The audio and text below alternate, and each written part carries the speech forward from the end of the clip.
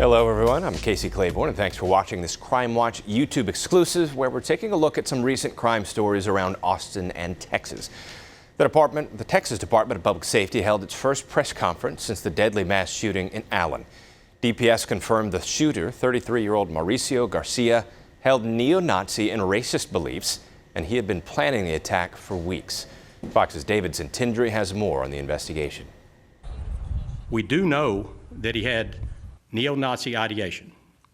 He had patches, he had tattoos. 33-year-old Mauricio Garcia, who shot and killed 8 people and injured 7 others at the Allen Premium Outlets, was shaped by Nazi ideas, according to Texas DPS.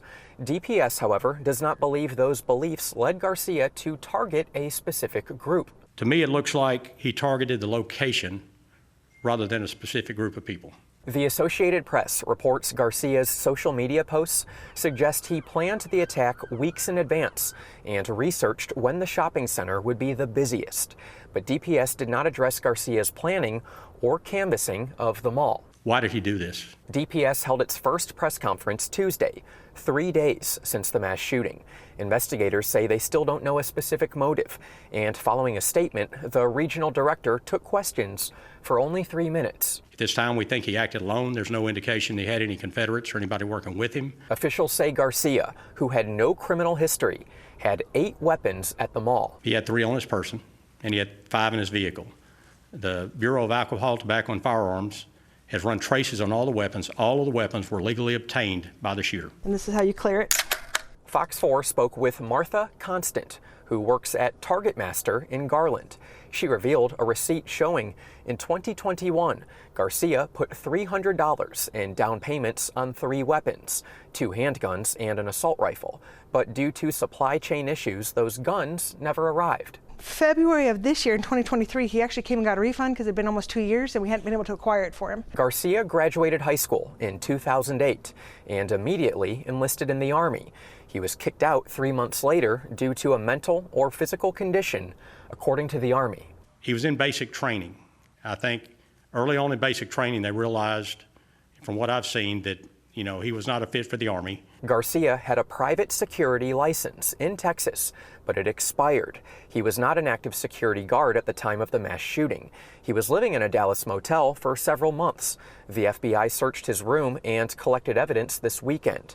Evidence was also collected at his parents' home in Northeast Dallas. The FBI has his computers, cell phones, and other evidence, and they're in the process of trying to do digital forensics. Texas online private security records obtained by Fox shows he had armed training. Investigators say they believe the 33-year-old worked alone. Back here in Austin now, where residents in one neighborhood are frightened after a series of drive-by shootings on their street. They're worried that unless the city takes action, someone could be hurt or killed. Fox 7 Austin's Angela Shin spoke with some of those concerned neighbors. There are over a dozen bullet holes in this house. You can see 2 of them on the window here. There's one up here, and there's multiple others as well. Neighbors say the person who lived here has already moved out. You lose sleep, you're scared, and people's houses and cars are just getting tore up. Neighbors on Tuffet Lane living in a constant state of fear after a string of drive-by shootings. Some of it caught on camera. Look closely towards the brake lights and you can see flashes coming out of the car. I mean, it's really scary coming home and thinking it's like go to sleep. 5 minutes you go into sleep, pow, pow, pow, pow. Wake up, can't go back to sleep. Joe Ayers says the first shooting happened about a year ago, but it's ramped up 4 shootings in the past 3 weeks. Neighbors believe the suspects are targeting a specific house, but other houses and cars are also getting hit. Police do respond, but neighbors want more than that. I would like more police presence. I think just having any sort of presence here within the neighborhood will go a long way. Michael Garza has a young family, and the shootings are affecting day-to-day life. We're really just having to change what we do on a day-to-day basis, basically once it starts to get a little bit dark outside. My wife is always kind of giving me a hard time about doing things in the garage or being up at the front of the house because we don't know if, tonight's the night that it's going to happen. But I've had neighbors tell me that they talk to their significant other, and say, hey, it's going to happen tonight. and it's like, oh my God. Or it's like the neighbor comes out and says, hey man, it's been 2 days since the last shooting. It's like, that's not a conversation you should be having with your neighbor. We made it another 2 days. Let's try for a third day. Austin police confirming they're investigating multiple shots fired calls on Tuffet Lane. They're asking anyone with information or video to let them know.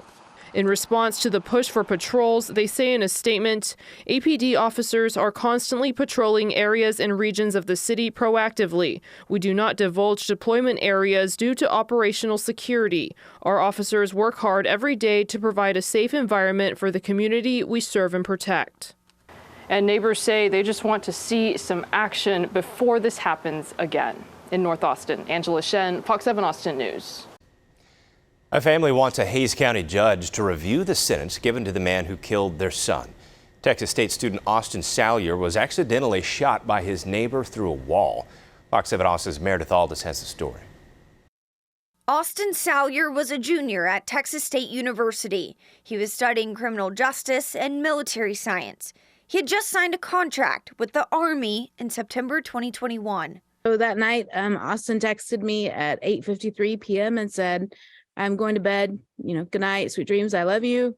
And I said, okay, I love you too. And then I waited about 3 minutes and I said, keep making us proud.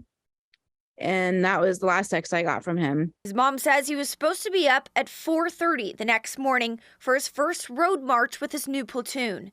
At around 6 that morning, Bonnie checked Austin's location. And I saw that his phone was still inside his apartment.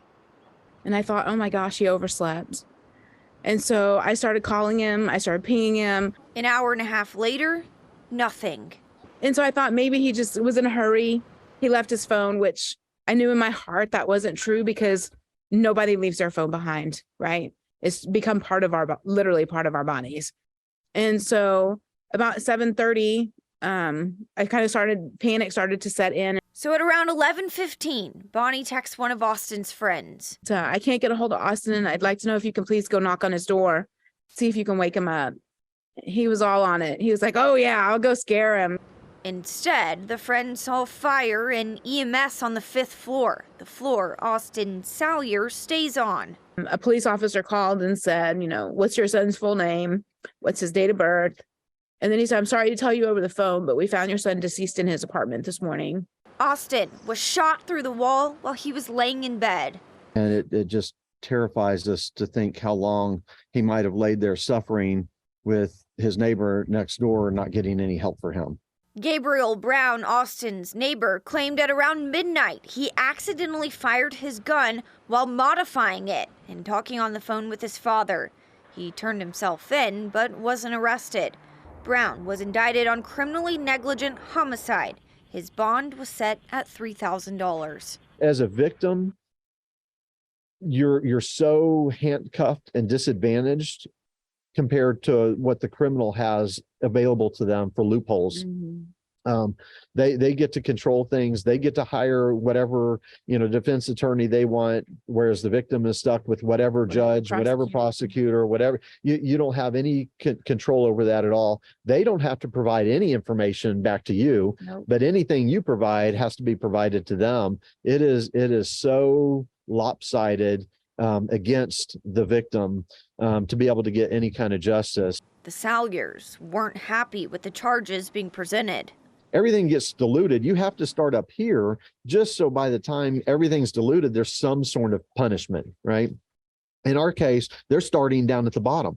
They're literally starting at the lowest felony that they could possibly start with. Brown pleaded guilty to criminal negligent homicide. He was originally sentenced to 180 days in jail. He'd report to jail for 18 days during Austin's birthday and another 18 days on the date of the shooting for 5 years. Not even a month later, the sentence was changed to 90 days. We're like, how can that be? We weren't involved. Nobody's told us anything about this.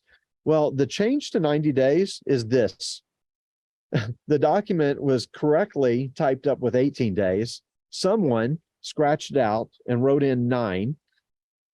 No initials, no nothing.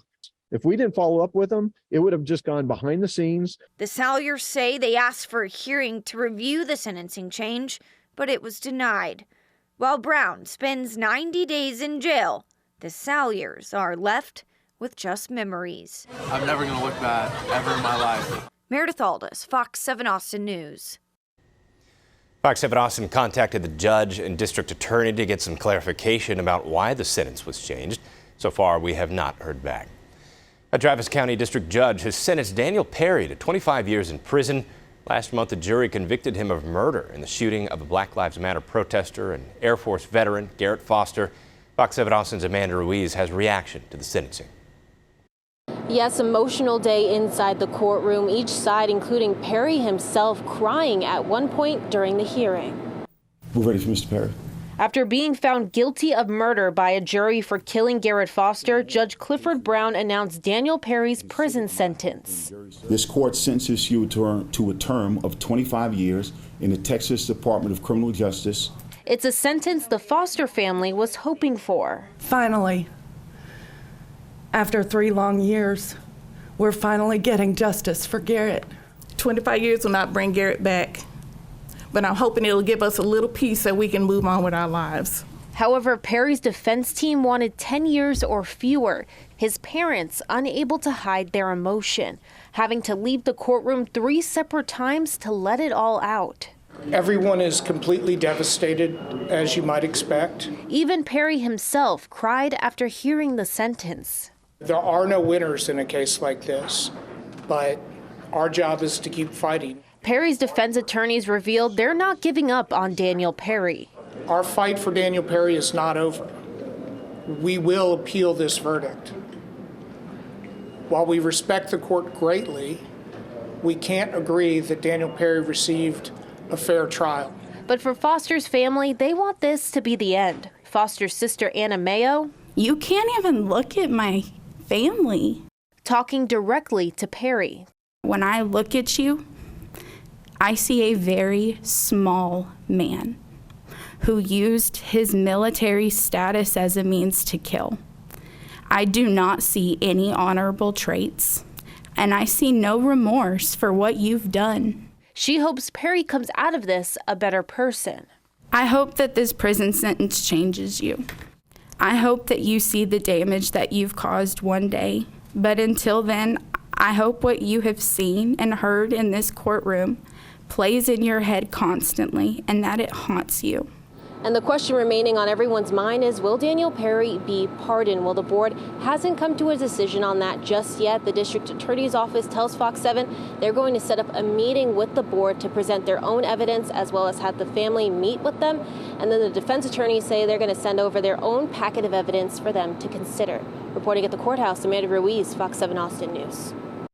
There are concerns over the growing danger of fentanyl in Hays County. Police arrested a couple in Kyle after one of them overdosed.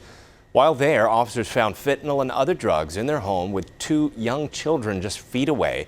Kyle police have charged the couple with a slew of drug crimes. Fox 7 Austin's John Krinjak has the details on the story, as those children, both under the age of 5, have been removed from the home. I mean, I feel really sad, especially knowing that they had kids around. 39-year-old Megan Callahan and 37-year-old Reed Folk arrested after cops say they found a slew of drugs in the home the couple shared with their 2 young children. On April 26th, Kyle police were called to the corner of Strawn and Schmidt in the Plum Creek subdivision for a fentanyl overdose.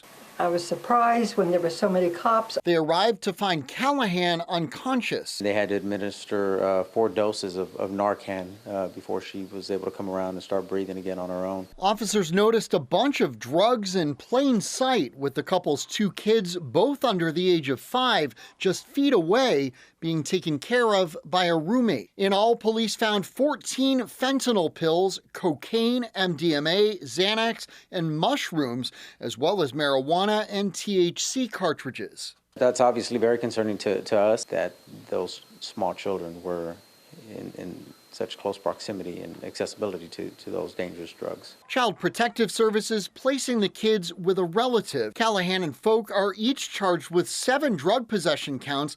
They've since been released from jail, and we tried to speak to them on Wednesday, but no one answered the door.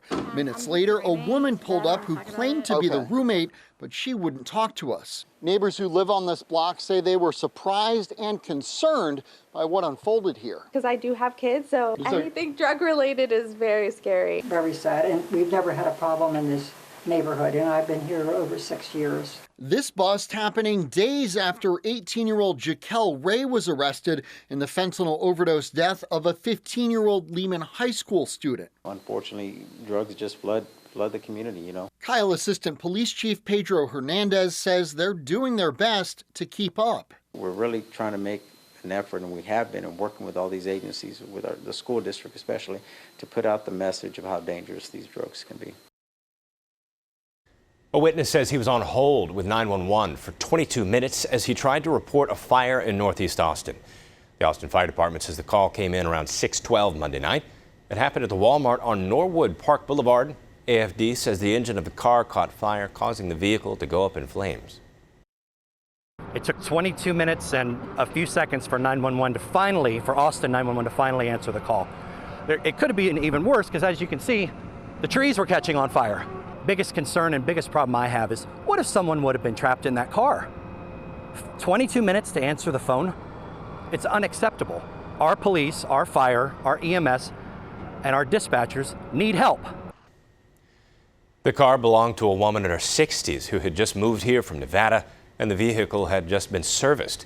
No one was injured. The car was at least 100 feet away from other vehicles in the parking lot. The Texas Rangers are investigating after one person died after being shot by DPS troopers. Fox 7 Austin's Chris Alimco found out it started with a simple traffic stop along Highway 183 in Austin and ended in Round Rock on the frontage road of I-35. Sunday night around 10 p.m., DPS troopers tried to pull over a car driving somewhere along northbound US 183 in Austin. It's unclear what the driver was being pulled over for, but they didn't stop, leading troopers on a high-speed chase driving through Williamson County while allegedly shooting at law enforcement. It wasn't until a tire deflation device was deployed that the driver was stopped here, just south of FM 1431 on the I-35 service road in Round Rock. There's a very low threshold for, what a suspect can get away with at that point, because they're already placing officers and bystanders in great danger. According to DPS, the person then got out of the car and pointed a gun at troopers. That's when troopers shot at the person and they ended up dying from their injuries. While pursuit policies may differ between DPS and local police departments, when it comes to conducting what's called a felony car stop and deploying deadly use of force, Jennifer Szyminski with CLEAT says that training is standard across the board. You only use deadly force when deadly force is justified.